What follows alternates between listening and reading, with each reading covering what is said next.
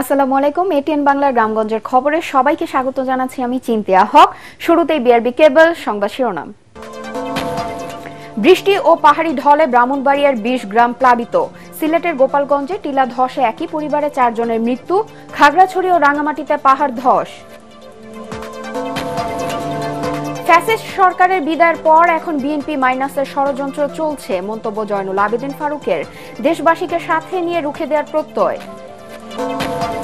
কুমিল্লার দেবিদ্বারে মসজিদের ইমামের বিরুদ্ধে শিশুকে যৌন নিপীড়নের অভিযোগ, গণধোলাই দিয়ে পুলিশের সোপর্দ এলাকাবাসীর। এবং ঈদ যাত্রায় ট্রেনে স্বস্তিতে বাড়ি ফিরছেন নগরবাসী। টিকিট ছাড়া যাত্রী নেওয়ার অভিযোগ, বৃষ্টিতে সড়ক ঝুঁকিপূর্ণ হয়, যানজটে পড়ার শঙ্কা। শুনছিলেন বিআরবি কেবল সংবাদ শিরোনাম, এবার বিস্তারিত সংবাদ। কয়েকদিনের টানা বৃষ্টি ও পাহাড়ি ঢলে ব্রাহ্মণবাড়িয়ার আখাউড়া উপজেলার অন্তত ২০টি গ্রাম প্লাবিত হয়েছে। পানি ঢুকে পড়েছে আখাউড়া স্থলবন্দর এলাকায়। শনিবার রাত থেকে ঢলের পানি ঢুকতে শুরু করে, দুপুরের দিকে তা বেড়ে গেলে তলিয়ে যায় ফসলের মাঠ, পুকুর ও রাস্তাঘাট।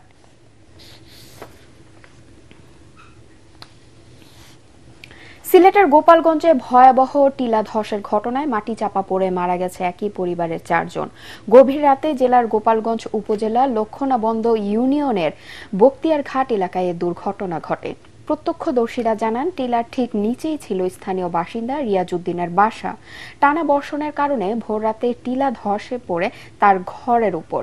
এতে ঘুমন্ত অবস্থায় চাপা পড়ে ঘরের সবাই। পরে খবর পেয়ে ঘটনাস্থলে যায় ফায়ার সার্ভিস। উদ্ধার করে রিয়াজউদ্দিন ও তার স্ত্রী রহিমা খাতুন এবং তাদের ২ সন্তান আব্বাস ও সামিয়া খাতুনের মরদেহ। এ ঘটনায় টিলার নিচের বাসিন্দাদের মধ্যে আতঙ্ক বিরাজ করছে। ভারী বৃষ্টিতে খাগড়াছড়ির বিভিন্ন স্থানে পাহাড় ধসের ঘটনা ঘটেছে। দুপুরে খাগড়াছড়ির দীঘিনালা রাঙামাটির লংগতু সড়কের ইয়ারঙ্গছড়ির এলাকায় পাহাড় ধসে যানবাহন চলাচল বন্ধ হয়ে যায়। ওই সড়কের আরো কয়েকটি নিচু স্থানে পানি উঠে যাওয়ায় যান চলাচল ব্যাহত হচ্ছে। মাইনী নদীর পাহাড়ি ঢলে দীঘিনালা উপজেলার মেরুং ইউনিয়নের কয়েকটি গ্রামের নিম্নাঞ্চল ডুবে যায়। খাগড়াছড়ি জেলা সদরের শালবন, ভুয়াছড়ি ও গুগরাছড়ি এলাকায়ও পাহাড় ধসের ঘটনা ঘটে, তবে কোনো হতাহতের খবর পাওয়া যায়নি। খাগড়াছড়ি স্থানীয় সরকার বিভাগের উপপরিচালক ও পৌর প্রশাসক নাজমুন আরা সুলতানা জানিয়েছেন, বন্যা ও পাহাড় ধস মোকাবেলায় স্থানীয় প্রশাসন প্রস্তুত। ঝুঁকিপূর্ণ এলাকার বাসিন্দাদের নিরাপদ আশ্রয়ে যেতে বলা হয়েছে। ভারী বৃষ্টিপাতের কারণে সকালে রাঙামাটি চট্টগ্রাম সড়কের সাপছড়ি, কলাবাগান সহ বিভিন্ন স্থানে পাহাড় ধসে সড়ক যোগাযোগ বন্ধ হয়ে যায়। সড়ক বিভাগ রাস্তার মাটি সরিয়ে দুপুরে পুনরায় যান চলাচল স্বাভাবিক করে।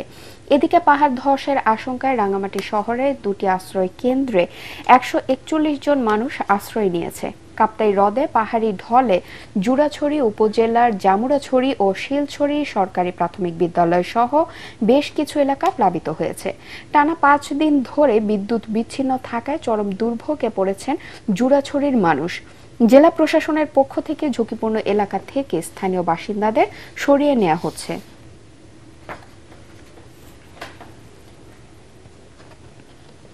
ছাত্র জনতার বিপ্লবের মধ্য দিয়ে ফ্যাসিস্ট সরকারের বিদায়ের পর এখন বিএনপিকে মাইনাসের ষড়যন্ত্র শুরু হয়েছে বলে মন্তব্য করেছেন দলটির চেয়ারপারসনের উপদেষ্টা জয়নুল আবেদিন ফারুক।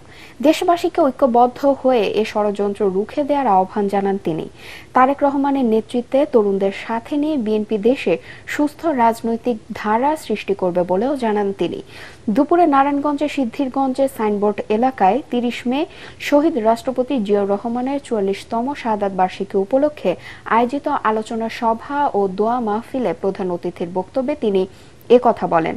বিচারপতি শাহাবুদ্দিন যদি 3 মাসে নির্বাচন করতে পারে তাহলে অন্তর্বর্তী কেন পারছে না, এ প্রশ্ন রাখেন ফারুক।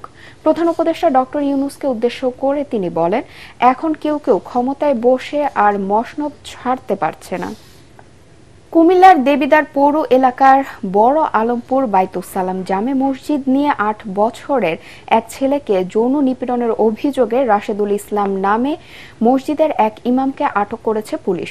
সকালে তাকে আটক করা হয়। পুলিশ জানায়, মসজিদের ইমাম একাধিকবার ওই ছাত্রকে যৌন নিপীড়ন করে। ঘটনাটি পরিবারকে জানালে স্থানীয়রা তাকে গণধোলাই দিয়ে পুলিশে সোপর্দ করে। তার বিরুদ্ধে নারী শিশু দমন আইনে মামলা দায়ের করা হয়েছে বলে জানিয়েছে দেবিদ্বার থানার ওসি।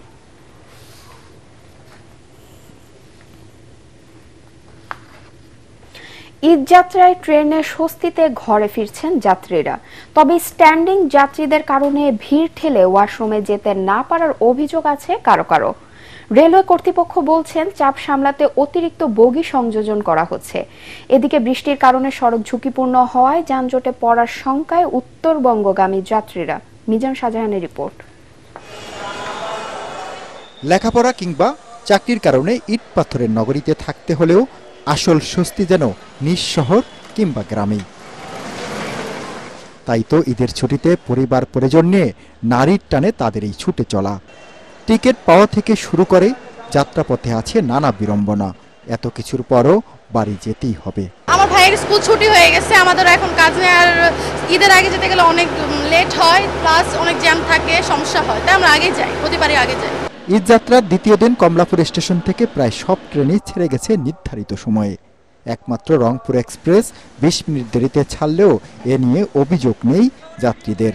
তারা বলছেন মূল সমস্যা অতিরিক্ত যাত্রীতে। বৃষ্টির পর যে একটা ভাবসা গরম আছে, এই গরমে যে সবাই গাদাগাদি করে যেতে হচ্ছে, নিজের কাছে একটা আনকমফোর্টেবল ফিল হয়। ওয়াশরুমে যাওয়ার পর্যন্ত থাকে না, আর আমরা মেয়ে মানুষ এই হাতলের কাছে এসে অনেক মানুষ দাঁড়ায় থাকে, এটা খুবই হ্যাসেলের। চাহিদার তুলনায় ট্রেন কম স্বীকার করে স্টেশন ম্যানেজার বলেন অতিরিক্ত বগি সংযোজন করে চাপ সামলানোর চেষ্টা করা হচ্ছে। 3 স্তরের নিরাপত্তা বলয় পার হয়ে স্টেশনে ঢোকার কারণে কেউ বিনা টিকিটে ভ্রমণ করতে পারছে না বলে দাবি তার। আমরা কোর্স যদি না পাই, সব থেকে যদি কোর্স আউটটার্ন না হয়, সেই ক্ষেত্রে তো আমরা লাগাতে পারবো না।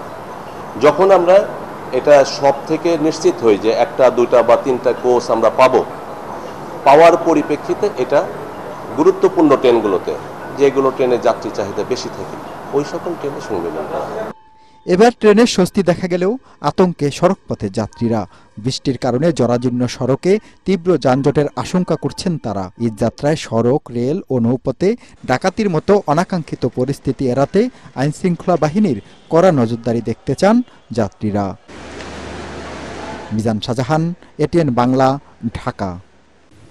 ঈদকে সামনে রেখে বরিশালে চলছে ফিটনেসবিহীন পুরাতন বাস মেরামতের কাজ। যাত্রীদের অভিযোগ এই বিষয়ে কার্যকর ব্যবস্থা নিচ্ছে না কর্তৃপক্ষ। তাই লক্কর ঝক্কর এসব বাসই জীবনের ঝুঁকি নিয়ে ঈদে বাড়ি ফেরার সংশয়ে তারা। বরিশাল প্রতিনিধি হুমায়ুন কবিরের পাঠানো রিপোর্ট জানাচ্ছেন ফারহিন ইসলাম টুম্পা। ঝালাই আর রংতুলির আঁচড়ে ঢেকে ফেলা হচ্ছে পুরাতনের আবরণ। ঈদ সামনে রেখে ফিটনেসবিহীন লক্কর ঝক্কর এসব বাস সড়কে নামানোর অপতৎপরতায় লিপ্ত এক শ্রেণীর অসাধু পরিবহন মালিক। কেন্দ্রীয় নথুল্লাবাদ বাস টার্মিনাল, রূপাতলী টার্মিনালে দেখা মেলে একই চিত্র।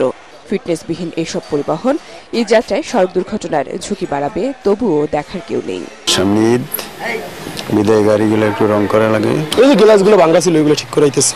আমরা সিট রং করতে আছি, আমাকে নতুন একখান গাড়ি নামতে আছে। এই নতুন গাড়িতে সিট করে রং টং করে তারপরে আমরা নামাইতেছি। যাত্রীদের আকর্ষণ বাড়ানোর জন্য আর কি এই গাড়িগুলো আর কি নতুন করে করা হইতেছে। ঈদের মৌসুম না, একটু সৌন্দর্যের জন্য সবাই তো চায় একটু সৌন্দর্য।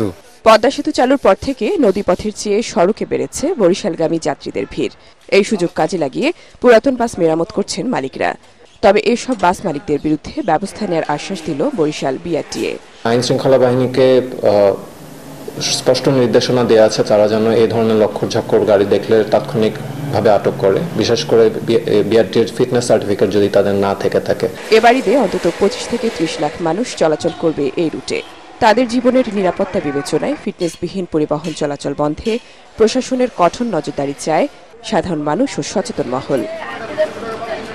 Bureau report, ATN Bangla. জামালপুরের মাদারগঞ্জের তারতাপাড়া গ্রামে গ্যাসের সন্ধান পাওয়া গেছে। শনিবার রাতে এই খনিজ সম্পদের সন্ধান পায় বাপেক্স কর্তৃপক্ষ জানায় 1980 সালে জামালপুরের মাদারগঞ্জের তারতাপাড়া গ্রামে সাইসমিক উপাত্তে গ্যাসের উপস্থিতি পায় বাপেক্স। এরপর 2014-15 অর্থ বছরে সাইসমিক উপাত্ত এবং 2015-16 অর্থ বছরে ক্লোজ গ্রিড সাইসমিক সার্ভে হয়।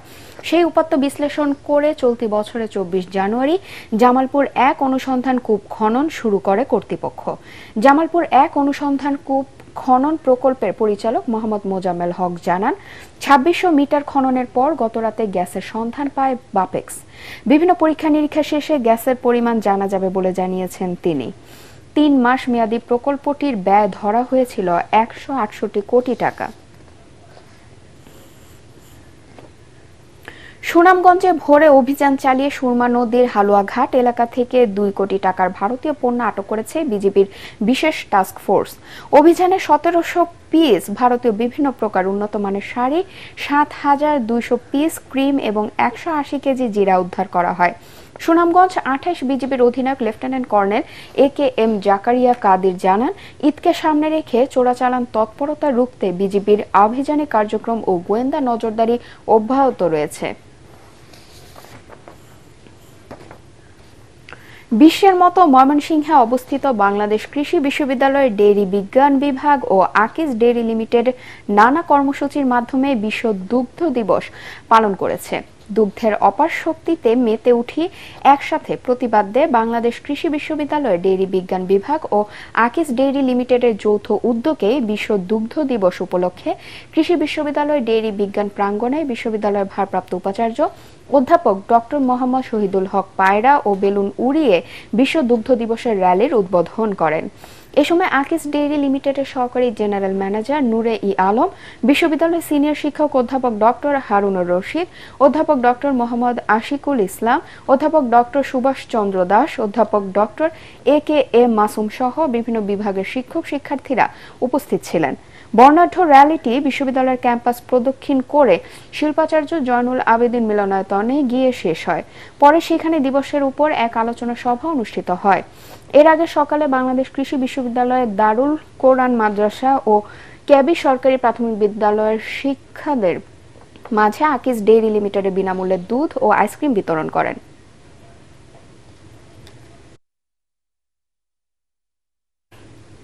পরবর্তী সংবাদ দেখার আমন্ত্রণ জানিয়ে এখনকার মতো শেষ করছি। ATN বাংলা সংবাদ ইউটিউবে দেখতে ব্রাউজ করুন, youtube/ATN বাংলা নিউজ। ধন্যবাদ সবাইকে।